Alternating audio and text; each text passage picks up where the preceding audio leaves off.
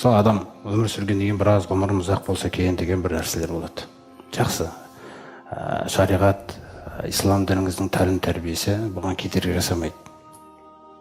Яғни бұндай нәрсе ниетте болса, мысалы сізде ғұмырым ұзақ болса екен деген нәрсе болса, оған тиіспейді, бірақ түзеп қояды. Қалай түзегіңіз, қалай оны жасаймыз деген мәселеде. Мән ахабба ан юмадда лаху фи умрихи. Кім сүйсе егер, яғни қаласа, ұнатса, оның ғұмырының созылуын. Ау юзада лаху фи ризқихи, немесе ризығының артуын. Ол созылу мен арту біз білеміз, тағдырда белгіленген. Қай мағынасы айтылып отырғаны береке. Мысалы біреу бір сағаттың ішінде, айтайық, бір сағаттың ішінде ол жәннат тұтып алатындай сағат болуы мүмкін оған. Біреу 90 жылда ол жәннат тұтамай кетуі мүмкін. Адамның мынау ғұмырдағы береке, уақытыңның күллі нәрсе берекелері болуы. Не істейміз онда? Ғұмырым ұзақ болсын, ризығым мол болсын. Не істеймін бұған десем, фалиябарра валидайхи. Қараңыз қай жақта жатыр?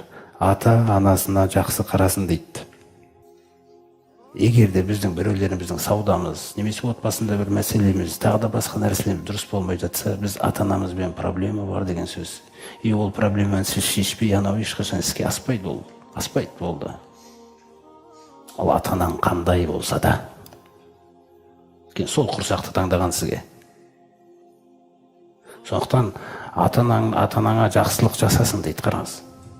Ізгілік жасасын дейді. Қариясы бар үйдің берекесі бар деп сол үшін айтылған. Ата-анаңды сыйлайсың, жолың ашыла береді. Бақытыңның кілті сол. Мысалы біреудің саудасы жүріп жатыр. Саудасы жүріп жатады да, ол енді жаңағыдай сызады, қарайды, біреулермен ақылдасады, тренингтерге қатысады. Сөйтіп ол ойлайды, осыны осы арқылы жасап жатырмын деп.